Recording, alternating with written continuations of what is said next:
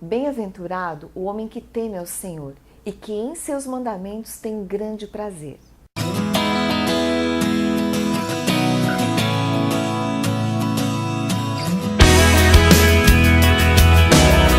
You make it easier to be, easier to be me. It's hard to believe you make it easy.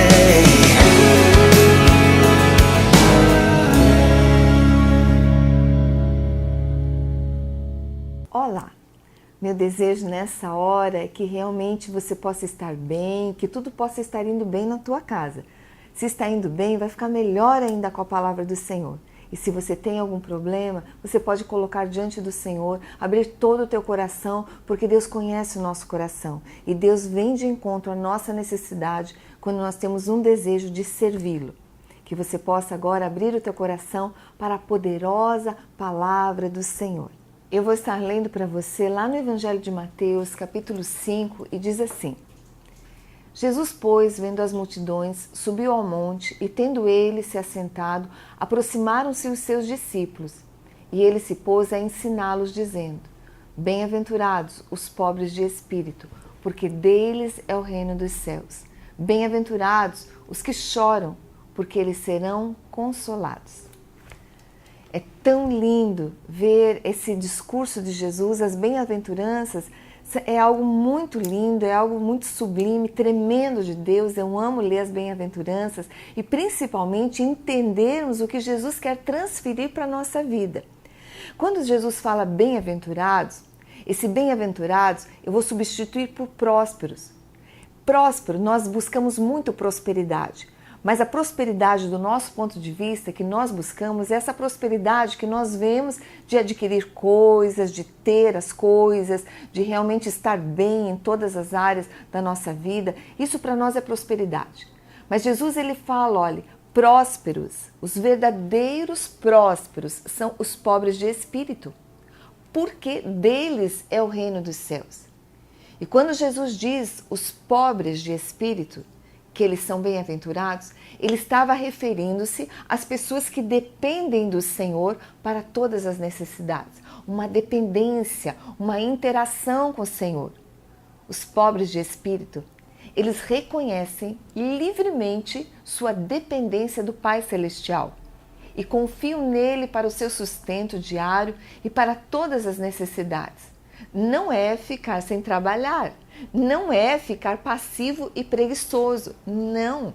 É enquanto eu vou indo, eu dependo de Deus, Ele é realmente o meu Deus. Nada interfere entre o meu relacionamento e Deus. E eu sei, eu tenho certeza e confiança no meu coração que independe do dia mau ou do bom dia que eu esteja passando, Deus vai suprir todas as minhas necessidades. Quando o Espírito Santo revelar a você o que significa ser pobre de espírito, a tua vida vai ser profundamente afetada.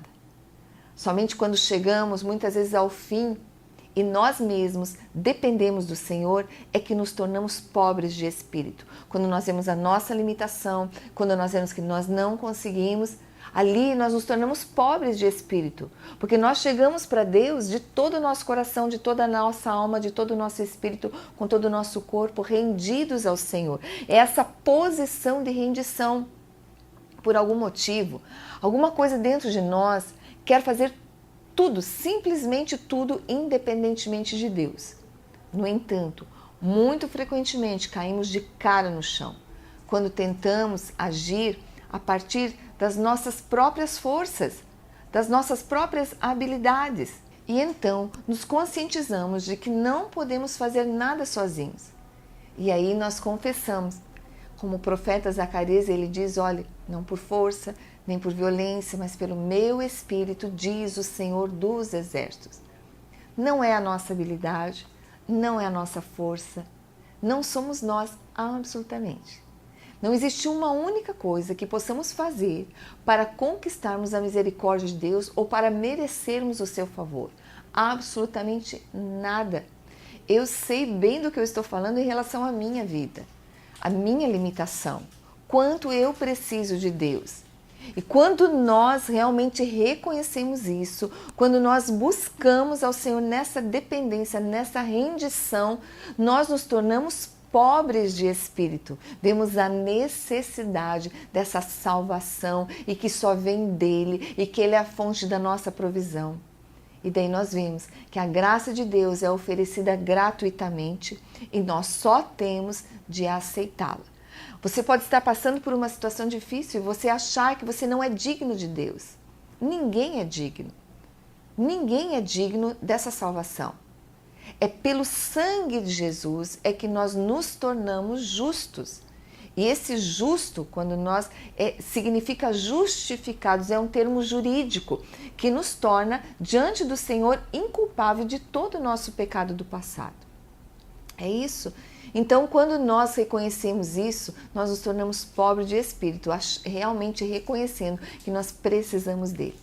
É provável que você já entenda isso, pode ser que você já entenda isso.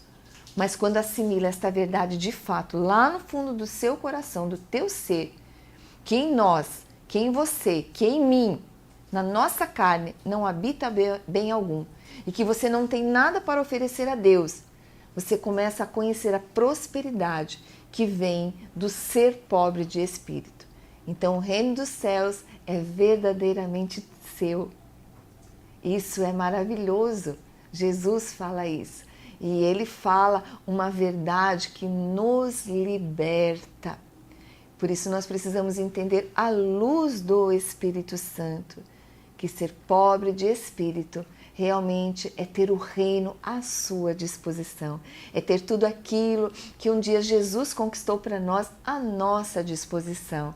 Isso nos traz uma paz e uma tranquilidade. É por isso que quando eu leio, e eu gosto muito de ler as bem-aventuranças, eu sinto muita paz, muita tranquilidade. Porque daí ali existe uma inversão de valores que a gente entende e a gente aceita pelo poder de Deus, e isso é a verdadeira paz que penetra o nosso coração e nos torna muito prósperos. Então, quando eu me achego a Deus e eu começo a conhecer a grandeza de Deus, eu começo a ver que Ele é todo-poderoso, eu começo a olhar que eu sou imperfeita, que eu preciso de Deus, que eu sou limitada. E quando realmente encontramos Jesus, nosso mestre, nossa paixão, não é para promover a nós mesmos, nem manter nossa reputação, mas pelo contrário, ela deve encontrar purificação, perdão para os nossos pecados sempre diante de nós. E o coração de Davi era assim. No Salmo 40, Davi ele diz assim: olha, não te detenhas para comigo, Senhor. As tuas misericórdias, guardem-me continuamente a tua benignidade e a tua verdade. Ele diz: olha, males me rodearam, meu pecado, ele me prendeu, de modo que eu não posso olhar para cima. Davi reconhecia que ele pecava, reconhecia que Deus era santo. E ele dizia: olha, os meus pecados são mais numerosos que os cabelos da minha cabeça, pelo que o meu coração desfalece. E ele pede para o Senhor: Senhor, digna-te. Senhor, livra-me, Senhor. Apressa-te em meu auxílio. Quer dizer, Davi, ele reconhecia isso. Ele chorava diante de Deus. Ele estava clamando, chorando por libertação dos seus próprios pecados. Clamores assim tocam o coração de Deus. Quando realmente nós queremos ter retidão e nós vemos que por nós mesmos nós não conseguimos, é só pela graça de Deus. Enquanto, muitas vezes a religião nos leva a ter tantas coisas superficiais, tantas coisas externas, tantas tradições, como nós lemos na Bíblia, um fariseu que queria impressionar as pessoas e ele começou a orar ao Senhor, mas do lado dele tinha um homem muito simples, que ele começou a dizer: Senhor, sê propício a mim que sou pecador. São homens quebrantados, que realmente reconhecem que precisam de Deus. Homens que sabem que por eles mesmos não podem sair da escravidão do pecado. Aquele homem pecador que estava orando ao Senhor, que disse: olha, sê propício a mim. Ele levantou os olhos na direção de Deus. A Bíblia declara que ele estava prostrado, que ele estava com a cabeça baixa, mas ele tocou o coração do Pai. E hoje, quando nós nos rendemos ao Senhor assim, realmente, Senhor, ser propício a mim. Senhor, eu não posso afastar o pecado de mim, mas eu quero, Senhor, ser agradável a Ti. Isso toca o coração de Deus hoje, toca o coração de Jesus hoje. Foi isso que Jesus quis dizer quando ele disse, olhe, bem-aventurados os que choram. Ele não estava falando de um choro emocional, ou um choro físico, ou choro simplesmente por uma necessidade financeira, uma necessidade de cura. Não, ele estava falando de um choro espiritual, de um quebrantamento diante do Senhor. Davi, ele declarou que a um coração quebrantado e contrito, Deus não vai desprezar. Davi estava arrependido, ele estava quebrantado por causa do seu pecado. E quando nós choramos, quando nós ansiamos, quando nós queremos muito e desejamos os nossos corações, que nossas vidas se ajustem totalmente à imagem de Jesus, à medida que você e eu confrontamos os traços, as tendências em nossas vidas que são diferentes da vida de Deus, da vida de Jesus, o Espírito Santo, ele nos faz prosperar, trazendo consolo, trazendo quebrantamento. Quando nós nos quebrantamos, ele traz consolo no quebrantamento, pois assim nós estamos permitindo que ele reformule a nossa vida, a nossa personalidade, a semelhança do nosso Senhor e Salvador. Isso é prosperidade. Quer dizer, totalmente diferente da prosperidade do ponto de vista humano, da prosperidade que nós conhecemos, daquela prosperidade que é exterior. É essa prosperidade de um coração rendido, humilde ao Senhor.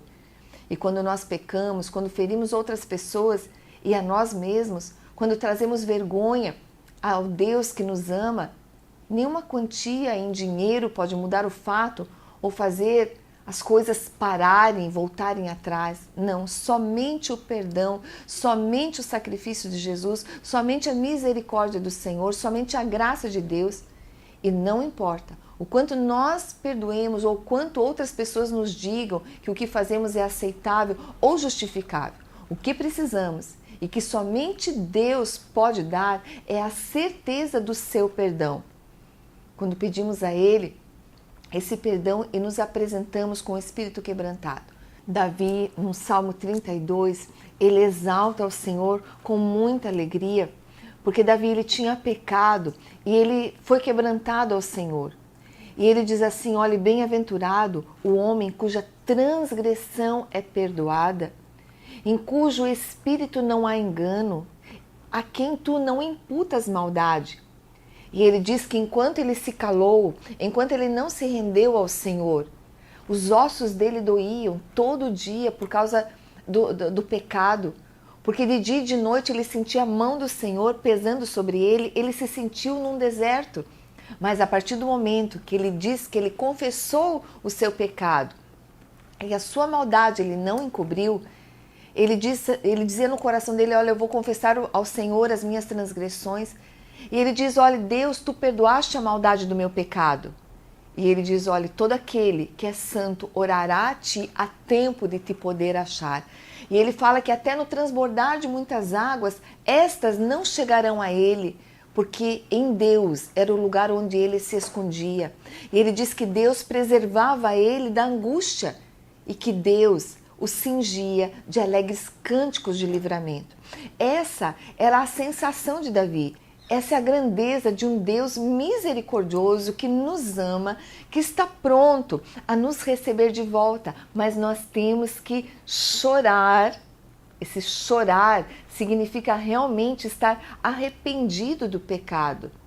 Não é você ficar chorando sem causa, não é isso. Mas quando diz, olha, bem-aventurados aqueles que choram, porque eles serão consolados. Quando nós choramos dessa maneira, com esse sentimento, o mesmo sentimento de Davi, chorando por causa do seu próprio pecado que o afastava de Deus, então ali Deus, Ele nos traz livramento, Ele nos traz consolo. E a verdadeira prosperidade está em sermos simplesmente como Jesus. Que você possa pedir ao Senhor, Senhor, eu quero ser pobre de espírito. Eu quero chorar, Senhor, eu quero chorar com os que choram. Senhor, eu quero chorar com aqueles que realmente reconhecem o seu pecado. Eu quero chorar, eu quero ser consolado.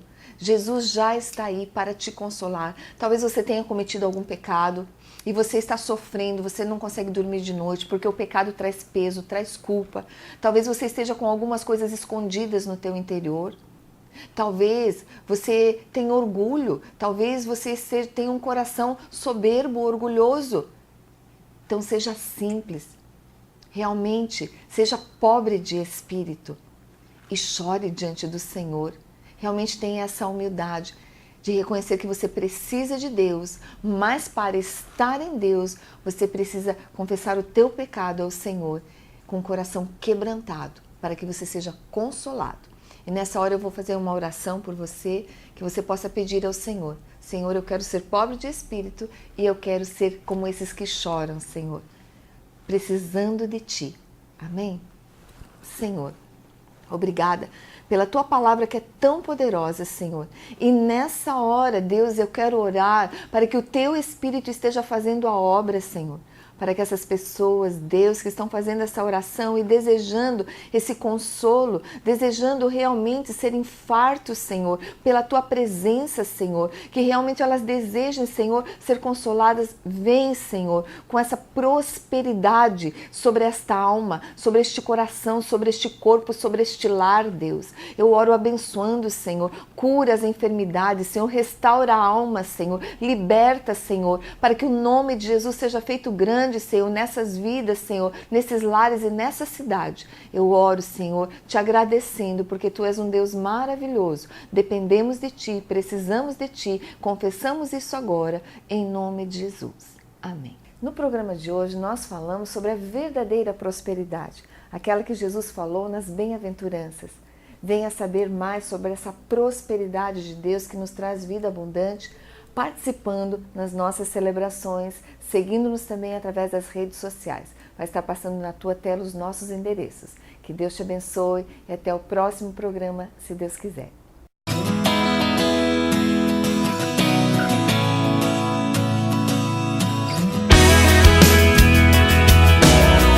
You make it easier to be, easier to be me. It's hard to believe